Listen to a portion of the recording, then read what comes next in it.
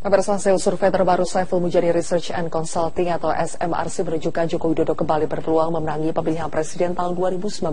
Menurut survei tersebut, tingkat kepuasan masyarakat terhadap kinerja Presiden Joko Widodo relatif tinggi, mencapai lebih dari 74%.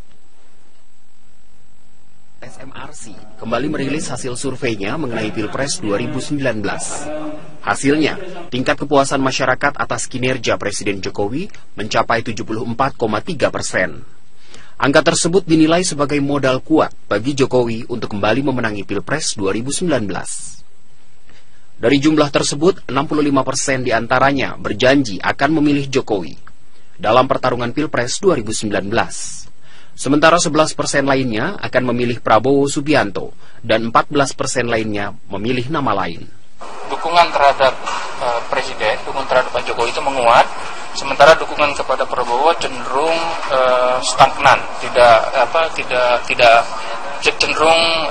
cenderung melemah atau tidak naik, atau cenderung stabil ya, dan masih ketinggalan dengan Jokowi. Faktor apa yang menyebabkan Presiden Jokowi memperoleh dukungan yang tinggi pada saat ini?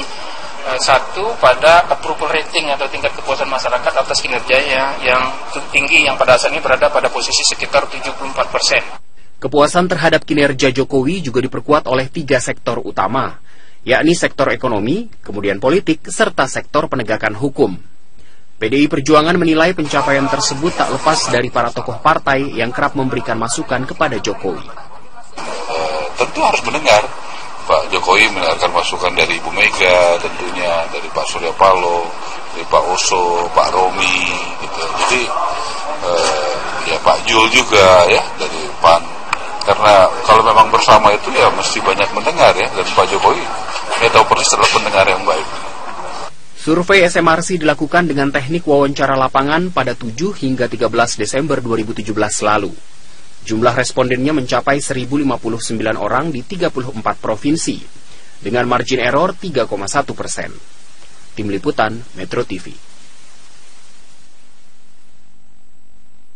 Pemirsa, dalam rilis survei SMRC ada sejumlah data yang menonjol. Salah satunya adalah elektabilitas Jokowi yang meningkat hingga 65%, serta mulai ada responden atau publik yang mendorong Jokowi dan Prabowo untuk dipasangkan.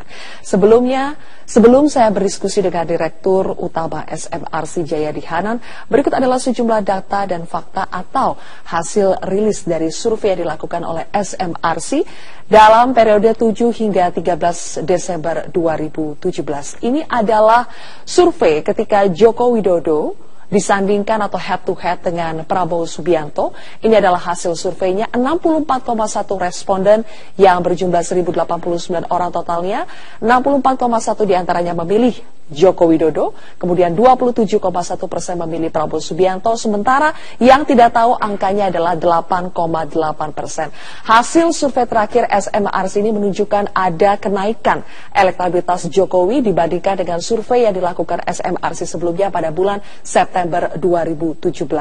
Dan pemirsa, untuk mengetahui apa sebetulnya faktor yang menyebabkan adanya kenaikan elektabilitas dari Joko Widodo, saya akan mengundang langsung Direktur Utama dari SMRC, Jayadi Hanan. Selamat pagi, Mas Jayadi. Selamat pagi, Zilvia. Apa kabar, Mas? Baik. Mas Jayadi, jadi apa nih faktor-faktor yang menyebabkan adanya kenaikan elektabilitas Joko Widodo? Paling tidak ada 3 hal yang bisa kita lihat yang keluar di survei ya. Satu, soal approval rating atau tingkat kepuasan terhadap kinerja yang bukan hanya stabil, tapi ada kecenderungan menguat ya. Selama bukan hanya 3 bulan terakhir, tapi sejak Januari sampai sekarang. Approval rating ada di kisaran 70-an%. Kemudian yang kedua adalah evaluasi masyarakat terhadap berbagai kondisi umum nasional, yaitu kondisi politik yang dinilai cenderung stabil, kondisi keamanan yang dinilai juga positif dan stabil, kondisi penegakan hukum juga dinilai positif, kondisi ekonomi juga dinilai positif. Cuma di kondisi ekonomi ini cenderung positif, tetapi memang masih ada beberapa PR yang harus dikerjakan, seperti soal pengangguran, mengurangi orang miskin, kemudian soal menjaga harga barang-barang kebutuhan pokok. Itu yang kedua. Faktor yang kedua. Yang ketiga adalah faktor yang terkait dengan penilaian masyarakat atas berbagai program atau kerja di berbagai sektor. Yang paling dinilai positif masih seperti yang lama, setahun terakhir soal infrastruktur, pendidikan, kesehatan, kemudian yang lagi-lagi yang kemudian penilaian yang tadinya penilaian ekonomi yang saya sebutkan tadi itu tadinya kan negatif. Sekitar Juni 2017 itu negatif, September 2017 sudah mulai positif, dan sekarang itu makin positif. Meskipun memang nilainya masih lebih rendah dibanding penilaian terhadap yang lain. Artinya kinerja Presiden Joko Widodo sepanjang tahun 2017 ini akhirnya memberikan pengaruh yang begitu besar terhadap kenaikan elektabilitas Joko Widodo. Ya, itu faktor utama yang menentukan, dan itu memang secara teoritis maupun empirik di di ilmu voting behavior, perilaku memilih, memang kalau incumbent naik turun elektabilitasnya akan ditentukan oleh terutama kinerjanya di berbagai bidang tersebut. Baik. Mas Jayadi, kita akan lihat ini adalah survei calon presiden potensial. Tadi sudah disebutkan kinerja Presiden Joko Widodo, approval ratingnya 74% ya, 74% lebih. Ini akhirnya berdampak pada kenaikan elektabilitas Joko Widodo. Kemudian kalau kita lihat survei capres potensial head to head antara Joko Widodo dengan Prabowo, ini berdasarkan ini tidak ada, kita salah ya kiranya. Oke, tapi intinya adalah secara head to head nilainya sekarang semakin jauh ya antara sekarang Jokowi posisinya dengan Subianto.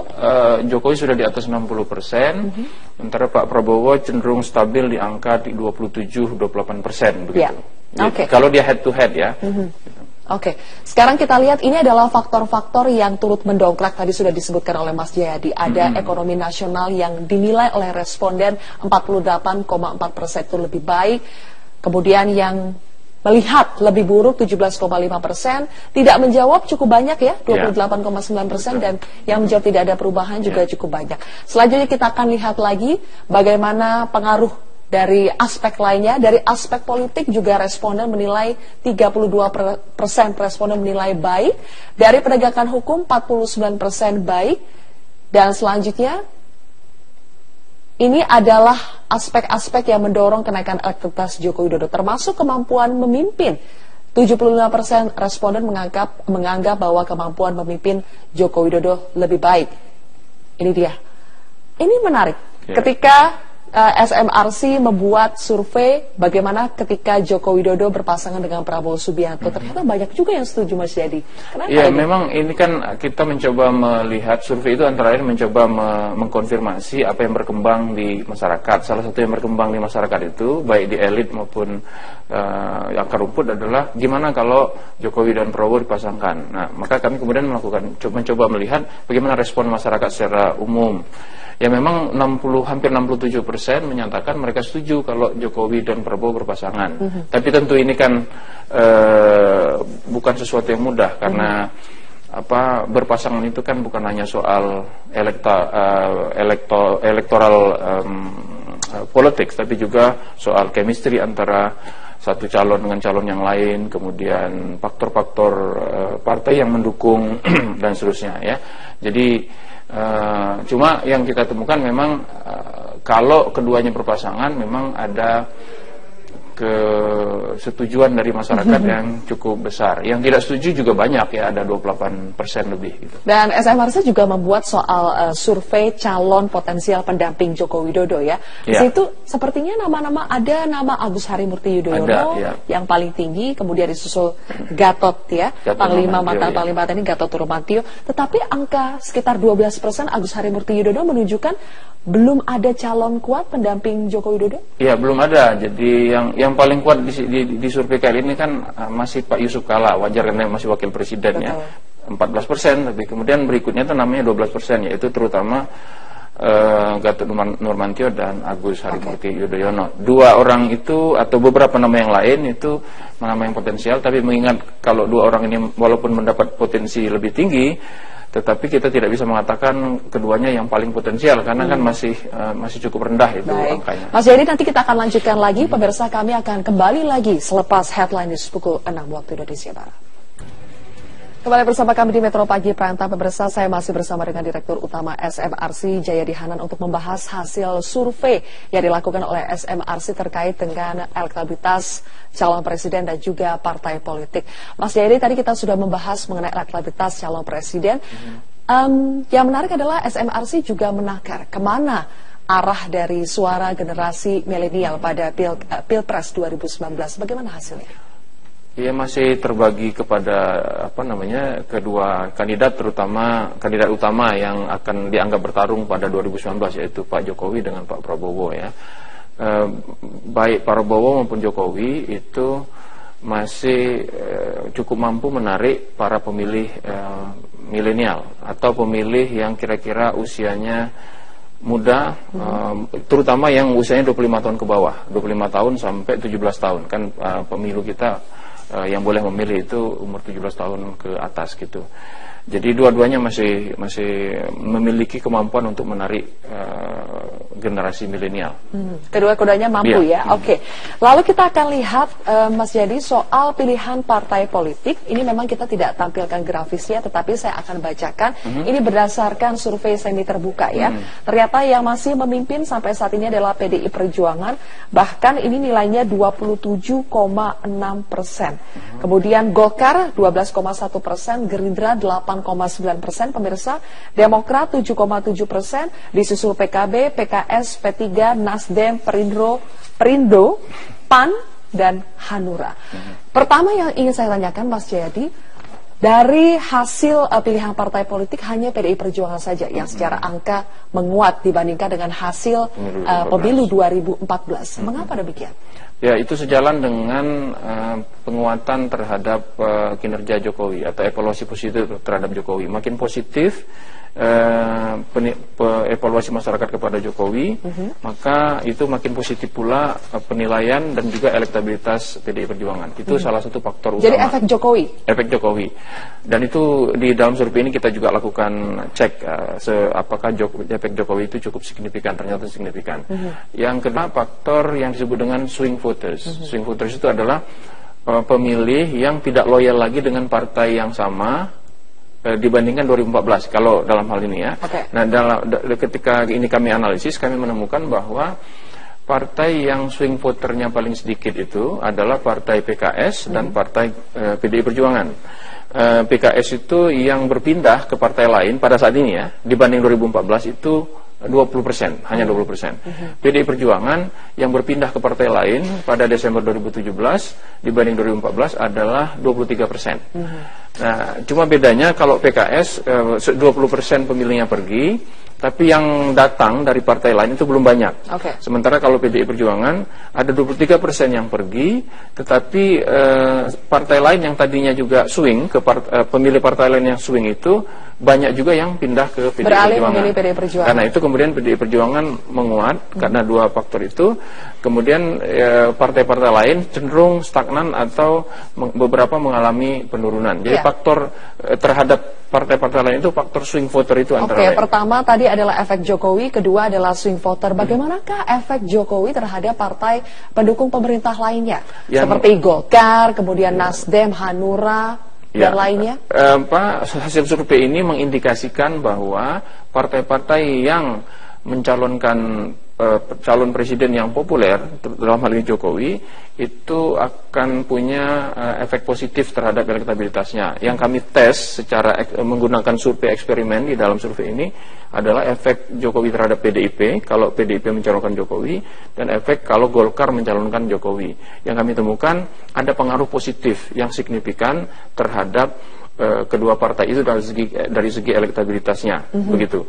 Nah, itu artinya ada kemungkinan ke depan ketika partai-partai yang mengusung Jokowi dengan lebih lebih kuat itu mengasosiasikan dirinya dengan Presiden Jokowi, dan kalau Presiden Jokowi terus memperoleh evaluasi positif selama 1,5 tahun ke depan, itu ada kemungkinan partai-partai yang mencalonkannya punya dampak elektoral yang positif. Ada imbas elektoral yang positif. Tapi seberapa besar itu kita belum bisa mengukurnya sekarang.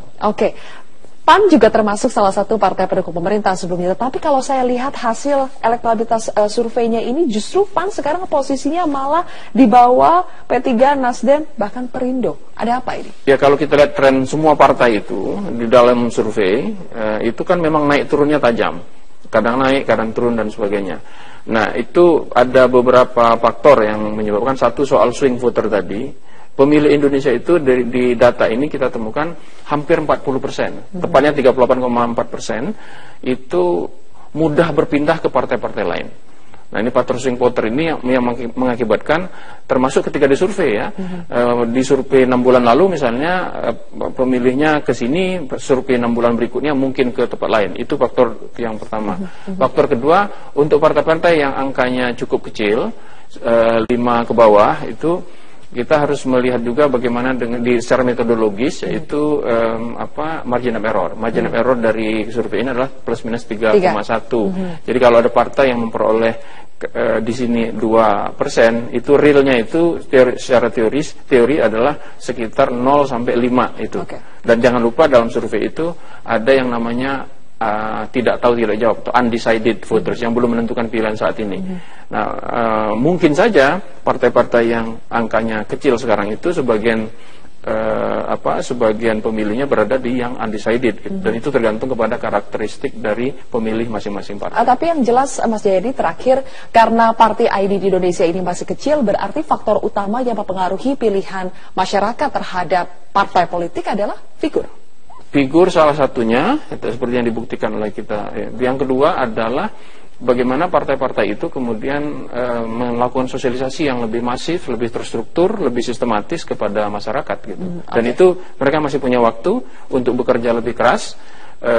Masyarakat kita terbuka untuk diberitahu, diberi sosialisasi, dan kalau itu cocok dengan mereka, partai-partai itu ada kemungkinan mereka akan dipilih lebih banyak.